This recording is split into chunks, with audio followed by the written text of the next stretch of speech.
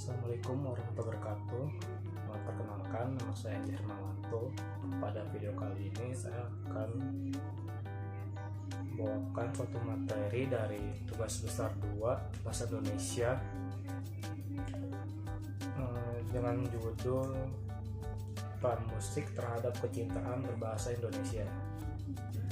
Baik, kita langsung masuk pada materi. Musik pada zaman sekarang paling banyak diminati oleh semua orang di seluruh belahan dunia. Siapa sih yang gak suka musik? Ya pastinya gak ada lah ya yang gak suka sama musik. Apalagi pada zaman sekarang ini musik itu sangat mudah untuk diakses gitu, melalui perangkat dari smartphone, dari laptop ataupun dari komputer, dan juga dari berbagai aplikasi lainnya. Kalau zaman dulu itu untuk mendengarkan musik itu sangat jarang, itu sangat susah karena hanya bisa diputar dari beberapa perangkat saja, yaitu dari radio dan televisi, dan itu pun kita tidak bisa memilih lagu apa yang kita inginkan. Berbeda dengan zaman sekarang, kita dengan sangat mudah bisa memiliki jenis lagu apapun yang kita inginkan. Nah, untuk saat ini kalangan muda kita lebih banyak yang menyukai musik yang berasal dari luar negeri. Keuntungan dari mendengarkan musik luar negeri adalah kita bisa mempelajari bahasa tersebut, tapi kerugiannya adalah jika secara mayoritas anak muda lebih menyukai musik luar negeri, maka akan pengaruh pada kecintaannya dalam berbahasa Indonesia. Karena sangat tidak bagus sekali jika pengetahuan bahasa kita sendiri saja masih kurang, lalu tiba-tiba langsung belajar bahasa asing. Oke, sebenarnya apa sih pengertian dari musik itu?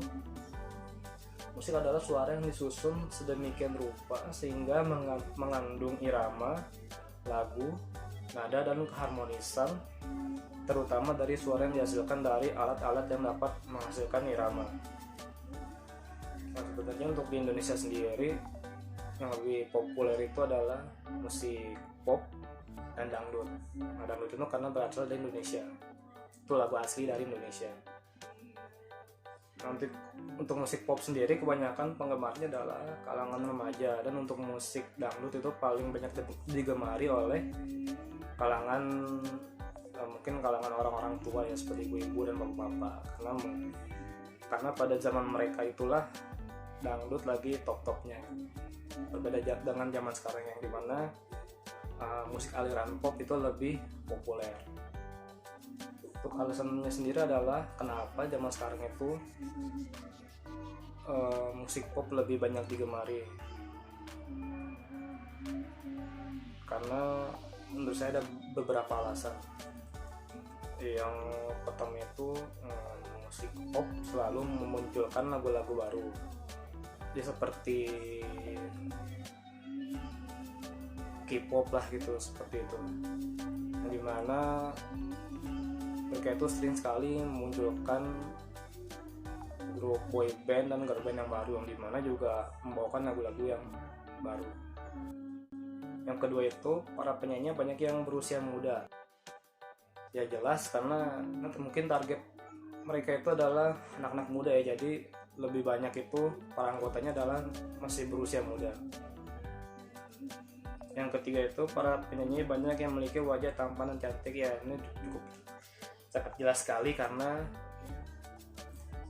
itu merupakan sebagai daya jual dari sebuah lagu itu sendiri ya, dan juga sebuah daya tarik untuk lagu itu untuk bisa diminati oleh banyak anak muda di berbagai belahan dunia.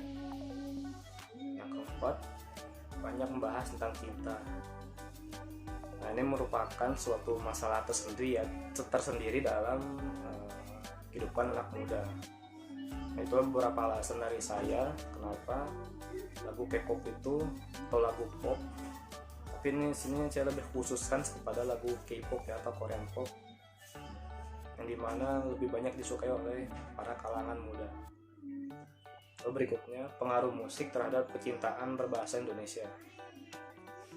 Musik bisa dijadikan sebagai sarana untuk bisa mendapat kosakata baru yang belum kita ketahui sebelumnya. Dari mendengar kata-kata yang ada pada sebuah musik, kita akan melakukan pencarian makna, yang dimana ada beberapa yang kita tahu maknanya. Untuk musik asing sendiri, kita mungkin akan menerjemahkannya agar kita mengetahui apa sih makna atau arti dari musik tersebut. Dan secara tidak sadar kita menyanyikan sebuah lagu asing, kita akan belajar dan mengucapkan logat secara benar.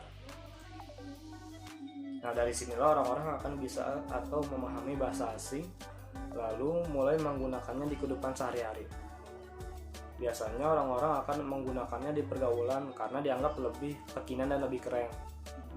Contohnya bisa kita lihat di media sosial, di mana banyak orang-orang yang walaupun tidak menggunakan full bahasa asing, tapi dalam video vlog maupun dalam membuat status pasti ada beberapa kalimat-kalimat asing.